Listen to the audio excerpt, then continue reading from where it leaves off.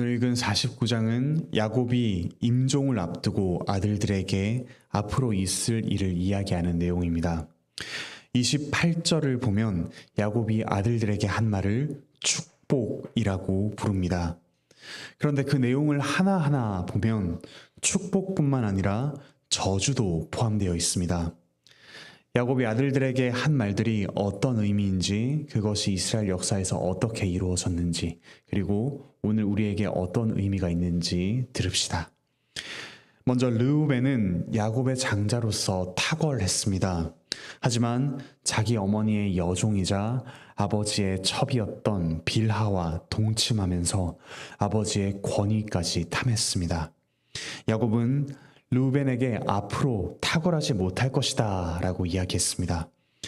르우벤 자손은 이후에 별 두각을 드러내지 못합니다.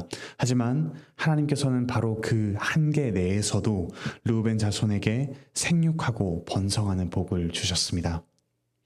이어서 시므온과 레위에 대해서는 부정적인 말만 합니다. 그들이 폭력의 도구가 되었기 때문입니다.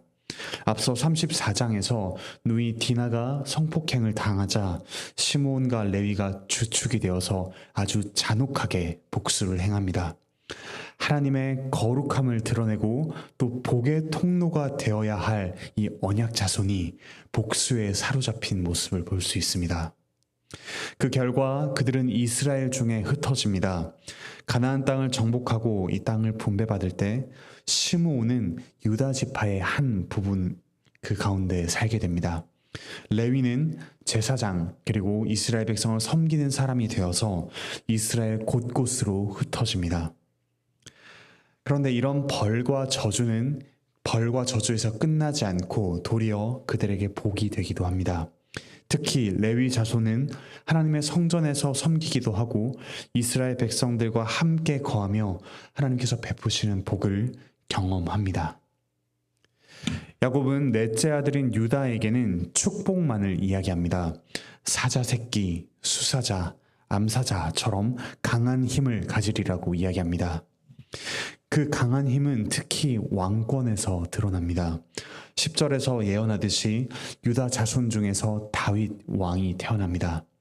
그리고 다윗의 자손 중에서 예수 그리스도께서 왕으로 이 땅에 오십니다.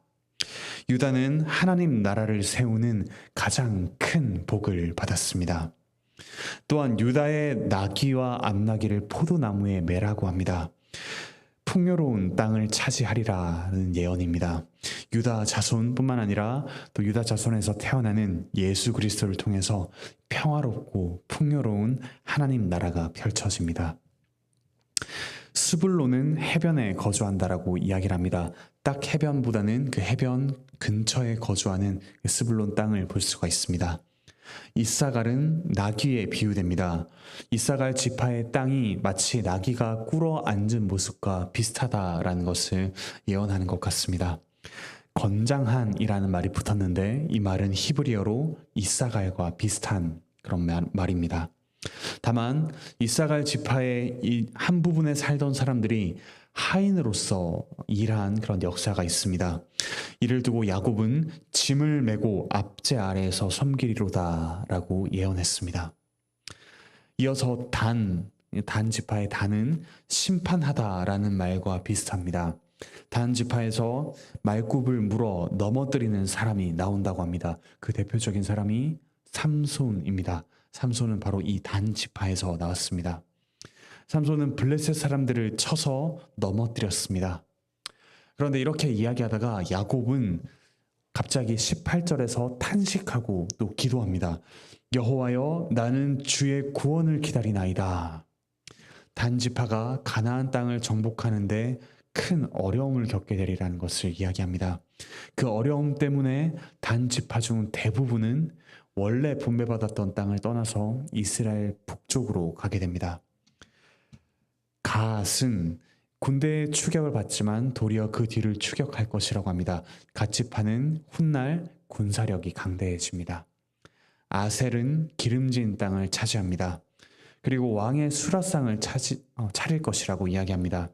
아셀 지파는 가나안과 또 페니키아 족속과 무역을 했습니다. 아셀이 거래한 물건이 아마도 여러 나라의 왕실에 들어가서 그 수라상에 올랐던 것 같습니다. 납달리는 노인 암사슴처럼 자유로울 것이라고 합니다. 하지만 아름다운 소리를 바란다라는 요 말에서 양을 낳는다라는 그런 똑같은 뜻이 있기에 이들이 자유롭게 살다가 그 거주지에 다른 민족이 들어와서 그 자유를 잃게 될 것이다라는 예언을 또 뜻하기도 합니다.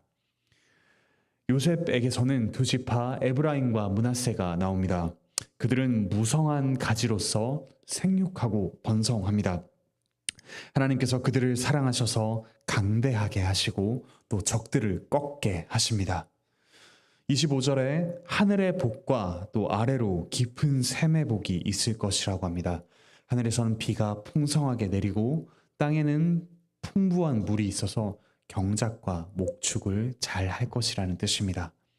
또한 젖먹이는 복과 태의 복이 있다고 합니다. 이들은 크고 막강한 지파가 됩니다. 26절에서는 네 아버지의 축복이 내 선조의 축복보다 낫다고 합니다. 하나님께서는 이전에 아브라함과 이삭을 통해 주셨던 복보다 야곱을 통해서 주신 복, 그리고 이어서 이스라엘 12지파를 통해 실현되는 복이 더 크게 하십니다. 이전에 에덴 동산을 하나님께서는 풍족한 곳으로 창조하셨습니다. 그런데 이후에 하나님께서 언약 백성을 통해 이 세상을 더욱더 풍족하고 부요한 곳으로 만들어가고 계십니다. 그리고 우리가 거할 새하늘과 새 땅은 에덴 동산보다 풍족하고 부요한 하나님의 도시, 하나님의 성읍이 됩니다. 이런 복을 받는 요셉, 그리고 앞서서 왕권이라는 복을 받는 유다는 축복만을 받았습니다. 요셉이 받은 물질적인 복, 그리고 유다가 받은 왕권의 복이 이스라엘이 받는 복의 두 축입니다. 이스라엘은 물질적으로 생육하고 번성하며 동시에 정치적으로 하나님께서 세우신 왕을 통해서 경건한 나라가 되어갑니다. 물론 이스라엘 백성이 언약에 신실하지 못해서 그 복을 완전하게 누리지는 못했습니다. 그럼에도 하나님께서는 야곱을 통해 이들에게 주신 복을 완전히 거두어 가지 않으시고 그리스도라는 참으로 부요한 왕을 통해서 완전히 이루십니다. 마지막으로 베냐민은 물어뜯는 이리라고 묘사됩니다. 역대사항을 보시면 베냐민은 용감한 자요, 활을 잘 쏘는 자라고 합니다. 전쟁에 능한 족속이 된다는 뜻입니다. 야곱은 이처럼 각 아들들에게 예언했지만 그들을 통해 이루어질 12지파 이스라엘 그 나라를 바라보면서 유언을 남겼습니다. 이 예언을 두고 28절에서는 아까 이야기했듯이 축복이라고 부릅니다. 누군가에게는 긍정적인 예언이 주어지고 누군가에게는 부정적인 예언이 주어집니다. 하지만 그 모두가 축복이라고 합니다. 야곱의 말을 통해서 자신의 죄를 깨닫고 회개할 기회가 주어지기 때문입니다. 하나님께서는 죄에 대한 벌을 내리시지만 그 벌 가운데서도 이처럼 은혜를 베푸십니다. 앞서 살펴보았던 레위의 예가 그 대표적인 예입니다. 또한 야곱은 이들을 축복하되 그 각 사람의 분량대로 축복했다고 합니다. 우리 생각에는 우리의 자녀들 또 우리와 관계 맺는 이들이 모두 그 일이 잘 되고 또 탁월해졌으면 합니다. 하지만 하나님께서는 각자에게 주신 분량이 있습니다. 하나님께서 주신 일과 또 사명을 최선을 다해 감당하되 하나님께서 주신 분량에 만족할 수 있어야겠습니다. 때로는 복으로, 때로는 저주처럼 하나님께서 주신 분량이 우리에게 가장 선하고 또 적실하며 적절합니다. 그 가운데 하나님의 뜻을 찾고 하나님과 가까이 하는 것이 우리의 진정한 복이 됩니다. 각 아들들에게 하는 말을 모두 마치고 야곱은 자신을 가나안 땅에 묻으라고 마지막 유언을 합니다. 그들에게 선언한 축복이 반드시 이 가나안 땅에서 이루어질 것을 확신하게 하도록 자기의 무덤을 가나안 땅에 두라고 이야기합니다. 야곱은 아주 오랜 기간 자신의 꾀와 힘으로 하나님의 복을 따내려고 했던 사람입니다. 하지만 이때껏 하나님께서 그의 삶에 은혜를 베푸셨고 또 그분의 선하신 때로 그 선하신 뜻대로 그의 삶이 여기까지 왔음을 인정하며 또 하나님의 약속을 신뢰하라고 아들들에게 당부하고 있습니다. 야곱은 이처럼 죽음을 앞두고도 저 앞을 바라봅니다. 하나님과 영원히 함께할 하나님 나라를 전망합니다. 구약의 모든 성도들은 이 땅의 복에서 그치는 것이 아니라 그 복을 통해 희미하게나마 보이는 그 하나님 나라, 영원한 천국을 소망했습니다. 이상의 말씀을 통해서 세 가지 교훈을 얻을 수 있습니다. 첫째, 우리는 서로에게 축복의 말을 해 주어야 합니다. 단순히 사랑하는 감정, 한 공동체에 속해 있다는 느낌으로 충분하지 않습니다. 서로의 일상의 고민과 소망을 알아야 합니다.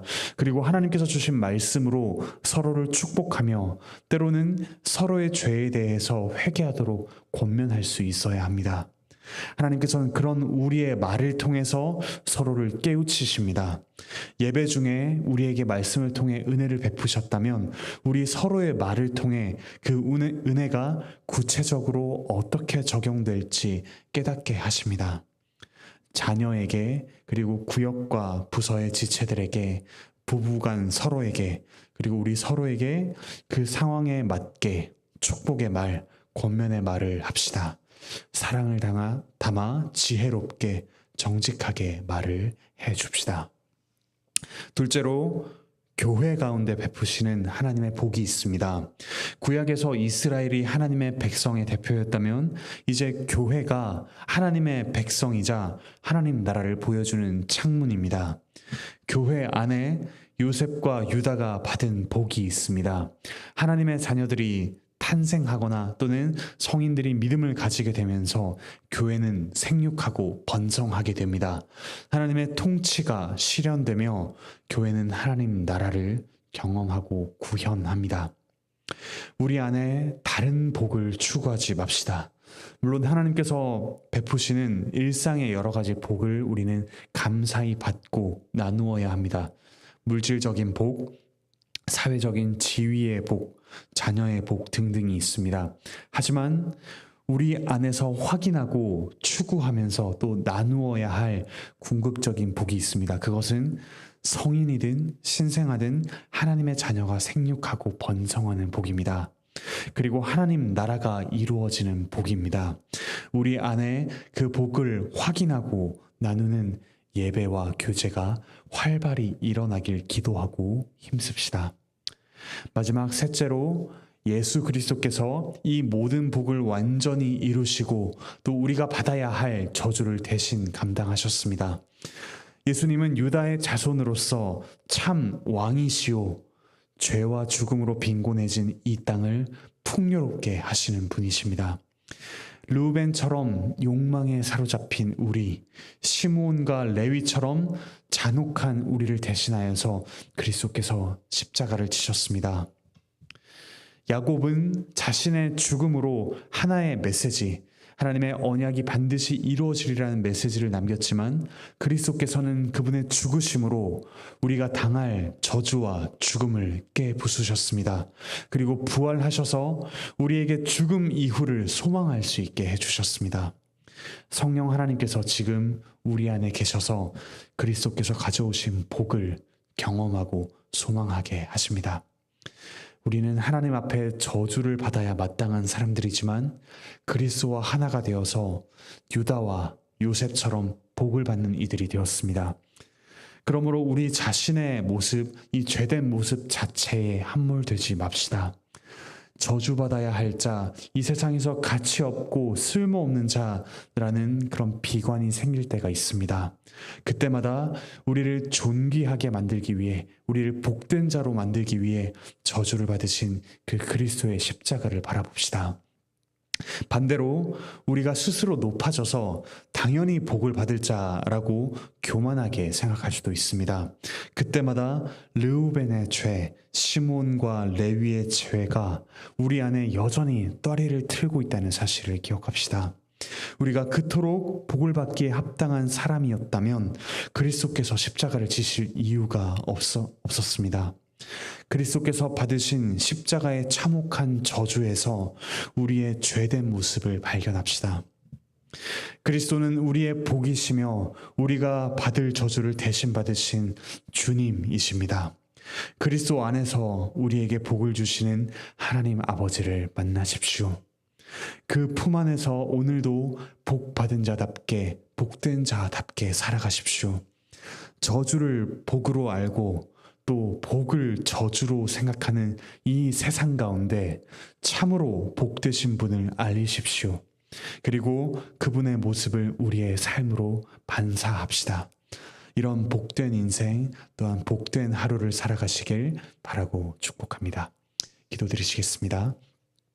하늘에 계신 우리 아버지 하나님, 우여곡절이 많았던 야곱이 그 생을 마무리하는 그 시점에 그 아들들에게 일어날 일을 축복하고 또한 화를 이야기하는 모습을 저희가 말씀을 통해 보았습니다.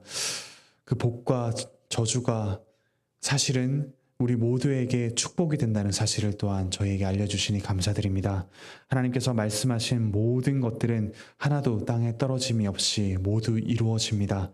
저희가 그 사실을 기억하면서 저희에게 주시는 말씀 하나하나를 새기며 또한 서로에게 그 말씀을 일깨워주는 복된 주님의 공동체로 주님의 자녀들로 살아갈 수 있게 주께서 은혜를 더하여 주시옵소서.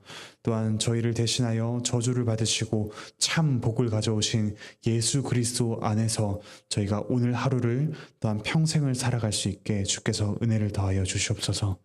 몸과 마음의 문제로 고통받는 이들 주께서 회복시켜 주시고 그 저주처럼 여겨지는 시간조차 하나님께서 복으로 바꾸시는 섭리를 경험할 수 있게 은혜를 더하여 주시옵소서. 취업과 직장 안에서의 문제와 이직의 문제, 여러 가지 관계의 문제, 자녀의 믿음과 자녀의 양육, 가족의 믿음, 또 여러 가지 문제로 주님 앞에 나아오는 이들이 있습니다. 주께서 그들의 음성에 귀를 기울여 주시고 하나님의 복된 음성을 그들이 들을 수 있도록 그들의 귀를, 그들의 마음을 열어 주시옵소서. 참 공동의회를 통해서 장로 투표를 하여 참 장로의 후보로 올릴 그런 귀한 사람들을 세워주시니 감사드립니다. 모든 행정적인 절차를 거쳐서 또한 장로 교육을 거쳐서 주님의 몸된 교회를 섬길 두 분의 장로를 주께서 굳건하게 세워주시고 또한 이들의 섬김을 통해서 주님의 몸된 교회가 든든하게 세워져가는 주님의 크신 은혜를 더하여 주시옵소서. 감사드리며 예수 그리스도의 이름으로 기도드립니다.